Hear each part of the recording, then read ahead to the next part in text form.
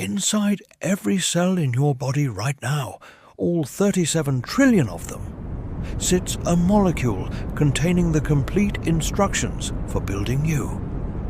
Not just your eye color or height, but instructions for constructing proteins that form muscles, enzymes that digest food, antibodies that fight disease, neurotransmitters that create thoughts.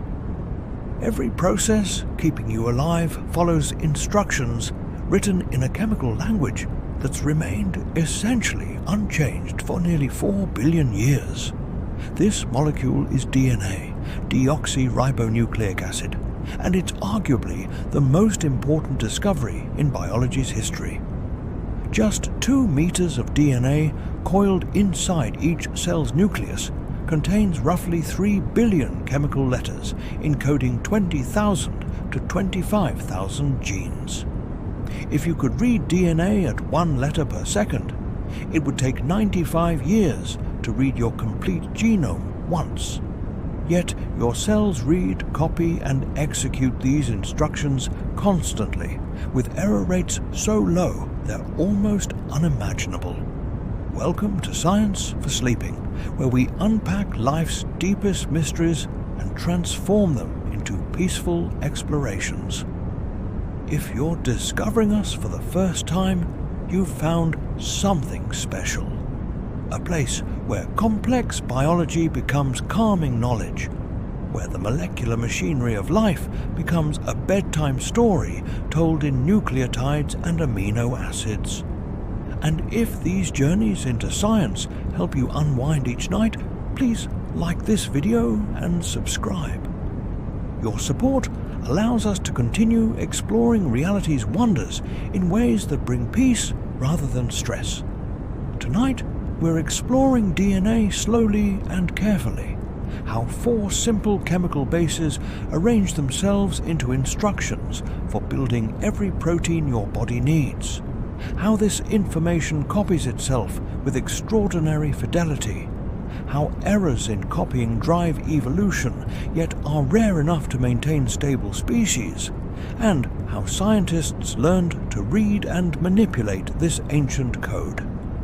You'll discover why DNA is a digital information system, how genes get expressed to create proteins, and why this elegant molecule revolutionized our understanding of heredity, disease, and life itself. Find your most comfortable position now. Let tension drain from every muscle. Allow your mind to settle into receptive curiosity. We're about to explore the molecule that remembers how to build you, the chemical blueprint inherited from your parents, copied from their parents, stretching back through ancestors to the origin of life itself, an unbroken chain of information transmission spanning billions of years, all encoded in a double helix of remarkable simplicity and profound complexity. Let's begin this gentle journey into the molecular basis of inheritance, where 4 letters spell everything that lives. Section 1. The double helix, structure and simplicity. Picture DNA's structure. 2 long strands twisted around each other in a graceful spiral, the famous double helix. Each strand is a backbone of sugar molecules, deoxyribose, linked by phosphate groups, creating a stable framework. Attached to this backbone are 4 types of nitrogen-containing bases: adenine A, thymine T, guanine G, and cytosine C.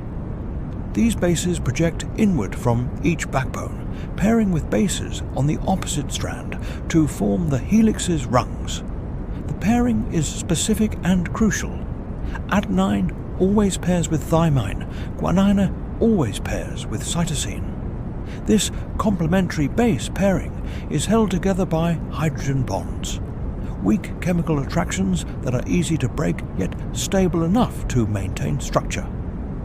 The AT pair forms 2 hydrogen bonds. The GC pair forms 3, making GC bonds slightly stronger. This specific pairing means that if you know one strand's sequence, you automatically know the other. Each strand is a template for its complement. This elegant structure was discovered in 1953 by James Watson and Francis Crick, building on X-ray crystallography, data collected by Rosalind Franklin and Maurice Wilkins. The revelation that DNA forms a double helix with complementary base pairing immediately suggested how genetic information copies itself. Separate the strands, and each serves as a template for creating a new complementary strand. Two identical double helices result from one original, each containing one old strand and one new strand. This semiconservative replication explains how cells pass genetic information to daughter cells during division. But why does this structure store information? Consider that DNA is essentially a digital code written in 4 letters, A, T, G, C, rather than the 2 digits, 0 and 1, used in computer binary. Just as combinations of zeros and ones can encode any information digitally, combinations of these 4 bases can encode biological information.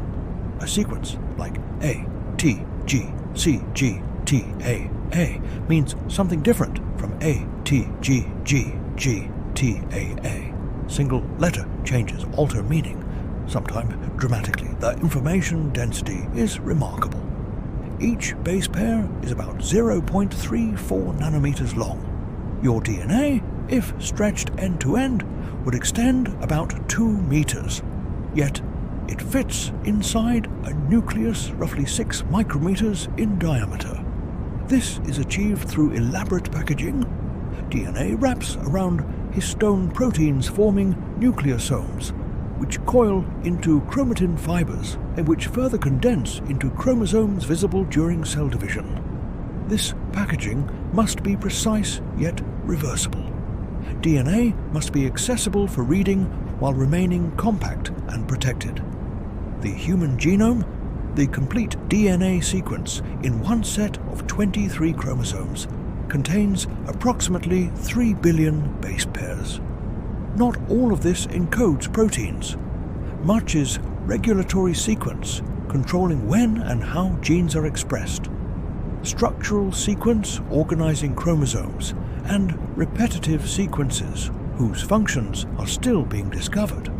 Only about 1.5% directly codes for proteins, yet the remaining 98.5% isn't junk.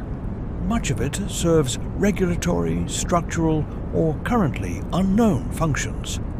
Consider the chemical stability of DNA. The molecule must be stable enough to preserve information across cell divisions, years, even lifetimes, yet flexible enough to be copied and read. The double helix's structure provides this stability. The bases are protected inside the helix, shielded from chemical damage by the sugar-phosphate backbone. The base stacking, how bases stack on top of each other along the helix, provides additional stability through hydrophobic effects and pi-pi interactions between aromatic rings. Yet DNA isn't perfectly stable. Chemical processes constantly damage it. Spontaneous hydrolysis breaks chemical bonds. Reactive oxygen species from metabolism cause oxidative damage. UV light creates thymine dimers. Environmental mutagens attack bases. Your cells experience tens of thousands of DNA lesions per day per cell.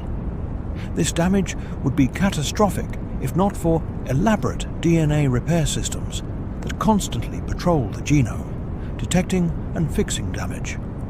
These repair systems include direct reversal of damage, base excision repair, nucleotide excision repair, mismatch repair, and double-strand break repair. Multiple overlapping mechanisms ensuring genome integrity. The simplicity of DNA's structure belies its functional sophistication. 4 bases arranged linearly encode information. complementary pairing enables faithful copying. The double helix protects information while allowing access. This elegant design, simple components creating complex function, exemplifies biological efficiency. Evolution doesn't create unnecessarily complex solutions. It refines simpler ones to exquisite effectiveness. Relax now into this understanding. The DNA in your cells, coiled, packaged, constantly maintained, contains every instruction needed to build and maintain you. Each base pair contributes to this biological blueprint. Each sequence has meaning. Each gene encodes essential information. You are, in a profound sense, the expression of information encoded in this molecule, not reducible to it. Consciousness, culture, and experience matter too, but dependent on it for the biological substrate, making everything else possible. Section 2. The genetic code, from DNA to protein. DNA stores information, but how does that information become functional? How do sequences of A, T, G, C translate into actual proteins that do cellular work? The answer involves the genetic code, a universal biological cipher relating DNA sequences to amino acid sequences in proteins. Proteins are the workhorses of biology. Enzymes catalyzing chemical reactions, structural proteins providing cellular architecture, transport proteins moving molecules, antibodies defending against pathogens, hormones signaling between cells. Each protein is a chain of amino acids folded into specific three-dimensional shapes determined by amino acid sequence. There are 20 standard amino acids used in proteins, each with different chemical properties that influence protein structure and function. The genetic code maps DNA sequences to amino acid sequences. But there's a problem. DNA has 4 bases, while proteins use 20 amino acids. Single bases can't specify amino acids. 4 possibilities are insufficient for 20 amino acids. Pairs of bases could specify 16 possibilities. 4 squared. Still insufficient. Triplets of bases specify 64 possibilities. 4 cubed. More than enough for 20 amino acids. Evolution settled on triplets. 3 base sequences called codons each specify 1 amino acid. This creates redundancy. 64 codons for 20 amino acids means most amino acids are encoded by multiple codons.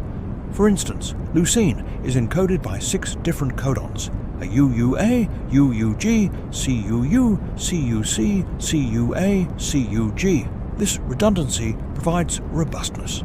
Some DNA mutations don't change amino acid sequence because they substitute one codon for another, specifying the same amino acid, called synonymous or silent mutations.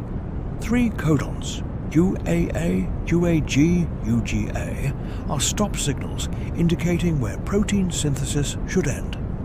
1 codon, AUG, encodes methionine and also serves as the start signal for protein synthesis. Where translation begins, the genetic code is nearly universal. Almost all organisms use the same codon to amino acid mappings, suggesting common ancestry for all life on Earth. Minor variations exist in mitochondrial DNA and some microorganisms, but the core code is conserved across 4 billion years of evolution. DNA doesn't directly make proteins. That would require exposing precious genomic DNA to the cellular environment where it could be damaged. Instead, DNA information is copied into RNA, ribonucleic acid, a similar molecule but single-stranded and using uracil, U, instead of thymine, T.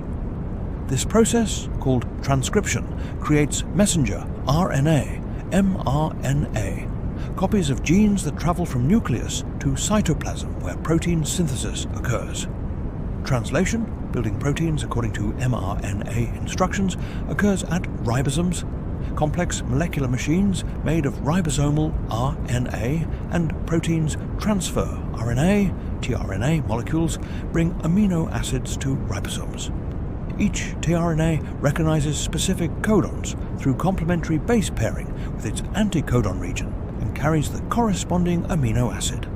The ribosome coordinates this.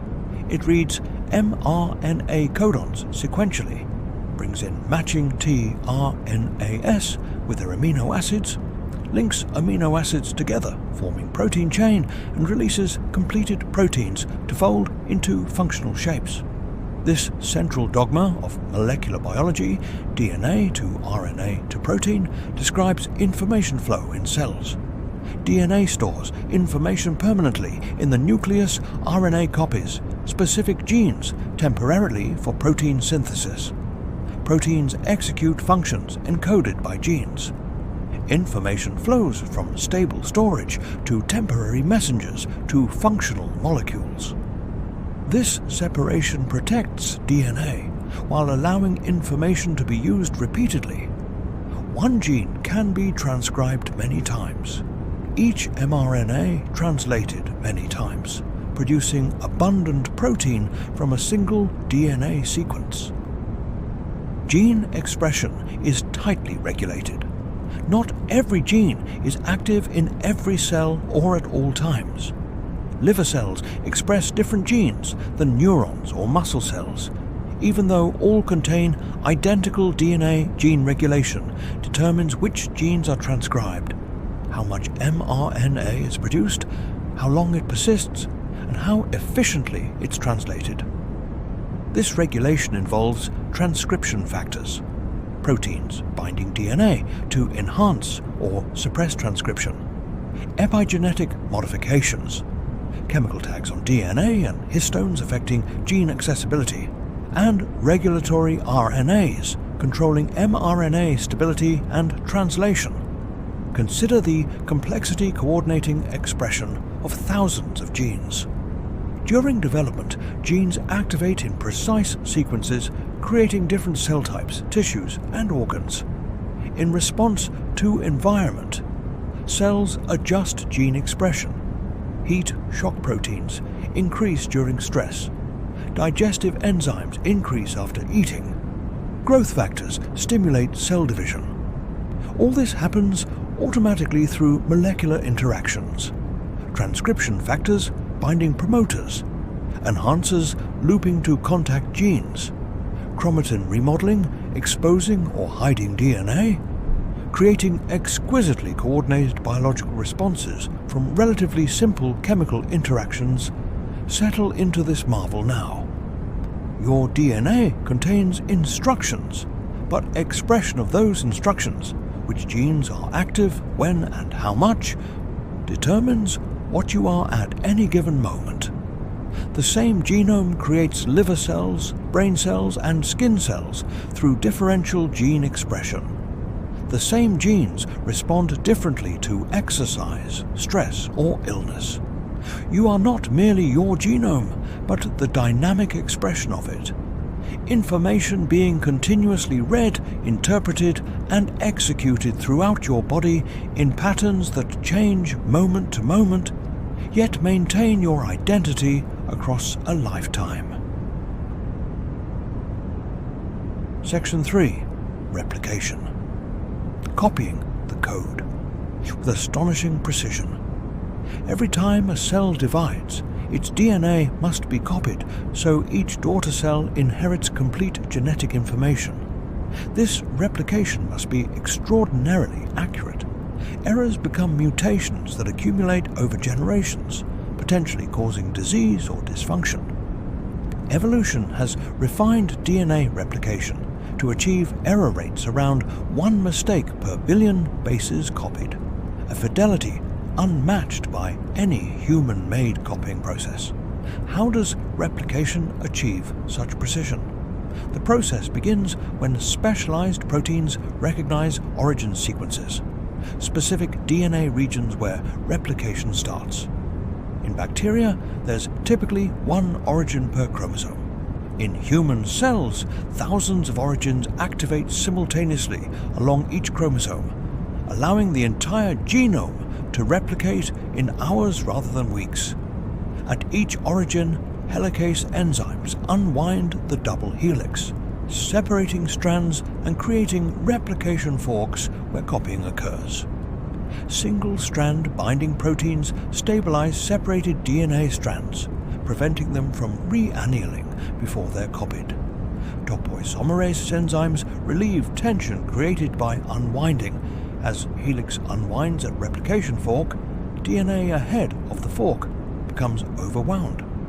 Topoisomerases temporarily break DNA strands, allow rotation to relieve tension, then reseal breaks. These enzymes are essential. Without them, DNA would become so tightly wound that replication would halt.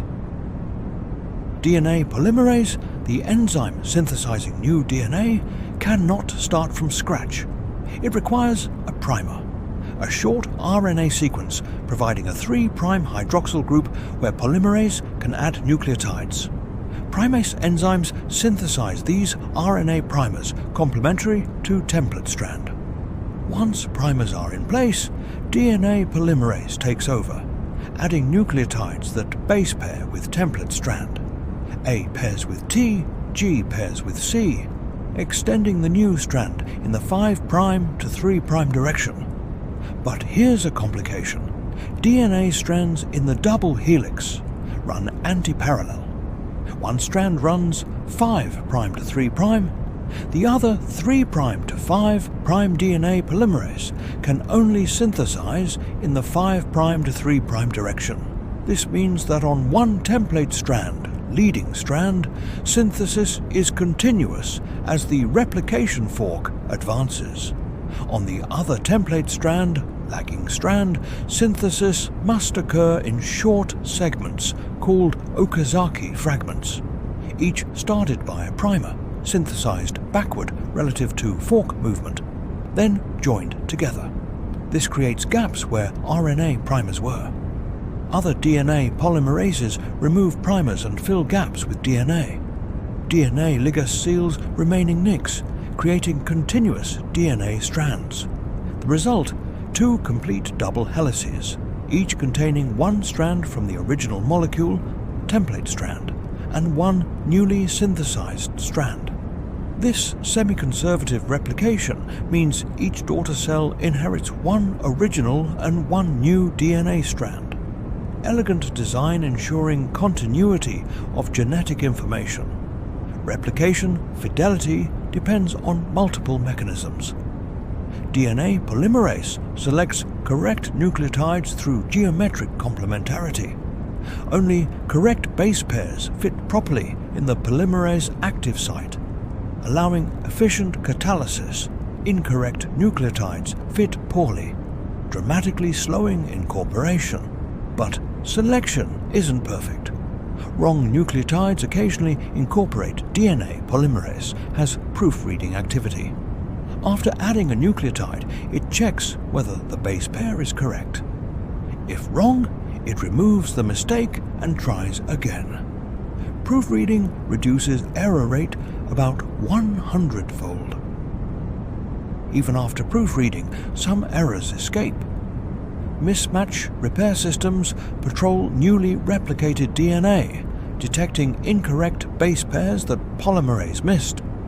These systems recognize subtle distortions in DNA structure caused by mismatched bases, excise the error-containing strand segment, and fill the gap correctly.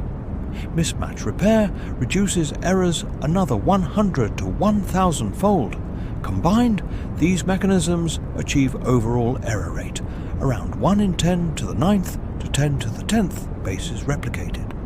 Why is such fidelity necessary? With 3 billion bases per genome and trillions of cell divisions per human lifetime, even low error rates accumulate mutations. Too many mutations cause cellular dysfunction, aging, cancer. Yet some mutations are necessary for evolution. Without variation, natural selection can't operate. The replication error rate represents evolutionary trade-off. low enough for genome stability across generations, high enough to provide variation for adaptation telomeres, repetitive sequences at chromosome ends, present a special replication problem. Because lagging strand synthesis requires primers downstream of template, the very end of linear chromosomes can't be fully replicated. Each division would shorten chromosomes. Telomerase enzyme solves this by adding telomeric repeats to chromosome ends, compensating for incomplete replication. Most adult cells lack sufficient telomerase. Telomeres shorten with each division until critically short telomeres trigger senescence or cell death. Possibly contributing to aging cancer cells, often reactivate telomerase, enabling unlimited divisions, one factor in malignancy. Rest in this knowledge now. Your genome replicates with extraordinary fidelity every time cells divide. Thousands of proteins coordinating to unwind DNA, synthesize new strands, proofread errors, and repair mistakes. This molecular choreography occurs in every growing tissue, every healing wound, every replaced skin cell. The accuracy is remarkable yet imperfect. Mutations occur, mostly harmless, occasionally beneficial, rarely pathogenic, providing the variation evolution requires while maintaining genetic stability across generations. You are built from information that copies itself with a fidelity that's almost, but not quite, perfect, creating the balance between stability and change that defines biological inheritance. Section 4. Mutations and Evolution. When copying errors, drive change. DNA replication's imperfection, the occasional error escaping proofreading and repair, creates mutations that are evolution's raw material. Without mutations, all offspring would be genetic copies of parents, eliminating variation that natural selection acts upon. Yet most mutations are neutral or harmful. Beneficial mutations are rare. This creates evolution's paradox. Change is necessary for adaptation, but most changes are detrimental. Mutations occur in multiple ways. Replication errors. DNA polymerase, occasionally inserting wrong nucleotide despite proofreading, create point mutations where single bases change. Spontaneous chemical changes. Cytosine spontaneously deaminating to uracil, purine bases depurinating, cause mutations if not repaired before replication. Environmental damage. UV light creating thymine dimers, ionizing radiation breaking DNA strands, chemical mutagens modifying bases, introduces mutations unless repair systems fix damage. Some regions of DNA are more mutable than others. CpG dinucleotides, cytosine followed by guanine, are mutation hotspots because cytosine in this context is often methylated, a regulatory modification, and methylated cytosine spontaneously deaminates to thymine, creating C to T transitions. Repetitive sequences, regions where the same base or short sequence repeats many times, are prone to replication slippage where polymerase loses its place, adding or deleting repeats. These mechanisms create variation even in well-maintained genomes. Not all mutations are point mutations. Larger-scale changes include insertions, adding DNA sequences, deletions, removing sequences, inversions, flipping sequences, duplications, copying sequences, and translocations, moving sequences between chromosomes. These structural variants can affect single genes or millions of bases, sometimes with dramatic phenotypic effects. Many are lethal, some are neutral. Rare ones provide selective advantages. The effect of mutations depends on location and type. Mutations in non-coding DNA, 98.5% of the genome, might have no effect, might alter gene regulation, or might do nothing detectable. Mutations in protein coding sequences can be synonymous, changing codon but not amino acid. Missense, changing one amino acid. Nonsense, creating premature stop codon. Or frameshift, inserting, deleting, bases not in multiples of 3, shifting the reading frame. Each type has different consequences. Synonymous, usually harmless, missense variable, depending on amino acid change. Nonsense and frameshift, typically severe. Consider hemoglobin mutations illustrating this variation. Sickle cell disease results from a single missense mutation changing glutamic acid to valine in the beta-globin gene. This single amino acid change causes hemoglobin to polymerize under low oxygen, distorting red blood cells into sickle shapes that block vessels and cause pain, organ damage, and shortened lifespan. Yet individuals with one sickle cell allele, heterozygotes, have resistance to malaria. The mutation is harmful in double dose but beneficial in single dose where malaria is endemic. This maintains the mutation in affected populations through balancing selection. Thalassemias result from deletions or nonsense mutations reducing hemoglobin production. Duchenne muscular dystrophy results from deletions, frameshifts, in the dystrophin gene, a huge gene where many different mutations cause similar severe symptoms. Cystic fibrosis results from deletions, missense mutations, or other changes in the CFTR gene, over 2,000 different mutations identified, all disrupting chloride transport in different ways but producing similar disease. Most mutations are neutral, neither harmful nor beneficial.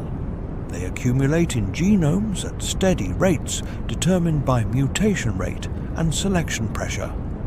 By comparing neutral mutations between species, scientists estimate divergence times and reconstruct evolutionary histories. The molecular clock hypothesis says that neutral mutations accumulate at roughly constant rates, allowing DNA sequences to measure evolutionary time. More differences indicate longer separation. Fewer differences indicate recent common ancestry. Beneficial mutations are rare but crucial for adaptation. Antibiotic resistance in bacteria often arises from mutations that alter drug targets, modify drug uptake, chuck export systems, or detoxify drugs. These mutations are deleterious in antibiotic-free environments. Resistance often reduces fitness, but highly beneficial when antibiotics are present. Strong selection favoring resistance, HIV, rapidly evolves drug resistance through mutations in viral proteins targeted by drugs. The virus's high mutation rate, error-prone replication, and rapid generation time, hours to days, allowing resistance to emerge quickly. Human evolution has been shaped by beneficial mutations. Lactase persistence, ability to digest milk sugar into adulthood, arose from mutations in lactase gene regulatory regions in populations that domesticated dairy animals, providing nutritional benefits. Tibetan and Andean highland populations have different mutations affecting oxygen utilization and blood chemistry, independently adapting to high-altitude, low-oxygen environments. These adaptations arose through natural selection, acting on random mutations that happen to improve fitness in specific environments. Mutations also drive aging and cancer. As cells divide throughout life, mutations accumulate. Most are harmless. Some disrupt cellular function, causing senescence or death.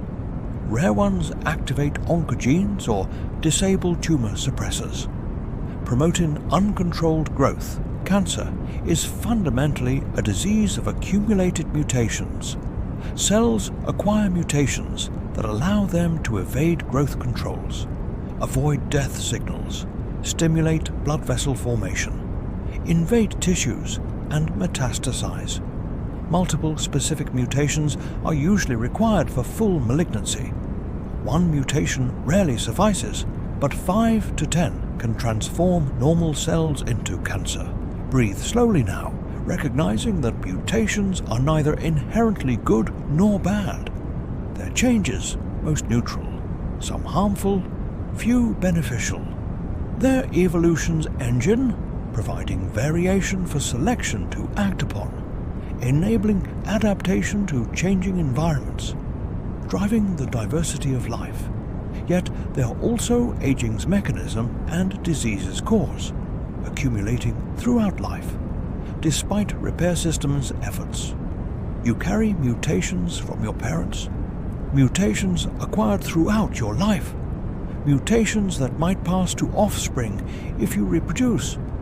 You are, in a very real sense, evolution in progress, a temporary expression of genetic information that changes slowly but inexorably across generations, adapting lineages to environments while sometimes causing individual suffering, creating the mixture of continuity and change that defines biological inheritance.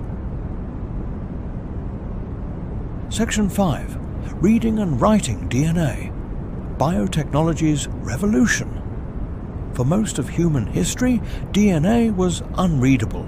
Genes were abstract units of inheritance without physical reality.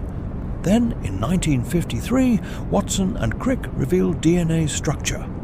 By the 1970s, scientists could cut and paste DNA sequences. By the 1990s, they could sequence entire genomes. Today, reading and writing DNA is routine, relatively cheap, and revolutionizing medicine, agriculture, and research. DNA sequencing, determining the exact order of bases in DNA molecules, began with Sanger sequencing in the 1970s, which could sequence hundreds of bases per reaction. The Human Genome Project, launched in 1990, used automated Sanger sequencing to determine all 3 billion bases of human genome by 2003, a $3 billion, 13-year international effort involving thousands of scientists. This first complete human genome provided a reference sequence enabling countless discoveries about genes, diseases, and evolution. Next-generation sequencing, NGS, developed in the 2000s, parallelized sequencing, determining millions of sequences simultaneously rather than one at a time. This reduced costs dramatically. Sequencing a human genome cost $100 million in 2001, $10 million in 2007, $10,000 in 2011, $1,000 in 2014, and under $200 today. This exponential cost reduction, faster than Moore's law in computing, has made genomics accessible for research and clinical applications previously unimaginable. Today, whole genome sequencing identifies disease-causing mutations, predicts drug responses, tracks disease outbreaks, sequencing pathogen genomes to trace transmission, studies cancer, comparing tumor and normal genomes to identify driving mutations, and explores human diversity, sequencing thousands of genomes revealing variation across populations. Ancient DNA sequencing reveals evolutionary history. Neanderthal genomes show interbreeding with humans. Mammoth genomes inform de-extinction efforts. Ancient pathogen genomes track historical disease. But sequencing just reads DNA. Writing DNA, synthesizing custom sequences, enables even more powerful applications. Gene synthesis companies can produce any DNA sequence on demand. allowing researchers to order genes for experiments, optimize codons for expression in different organisms, or add tags and modifications for tracking synthetic biology, assembles these synthesized genes into circuits. Networks of genes producing coordinated behaviors like biosensors, detecting pollutants, or engineered metabolism, producing valuable compounds from cheap feedstocks. CRISPR-Cas9 gene editing, developed in the 2000s, revolutionized genetic manipulation. CRISPR, clustered regularly interspaced, short palindromic repeats, is a bacterial immune system that remembers viral sequences and cuts them if encountered again. Researchers adapted this system for precise genome editing. A guide RNA directs Cas9 nucleus to specific DNA sequences where it makes targeted cuts. Cells repair cuts, allowing insertion, deletion, or replacement of sequences at precise genomic locations. CRISPR's power lies in its precision and simplicity. Previous gene editing methods were slow, expensive, and often imprecise. CRISPR is fast, cheap, and accurate.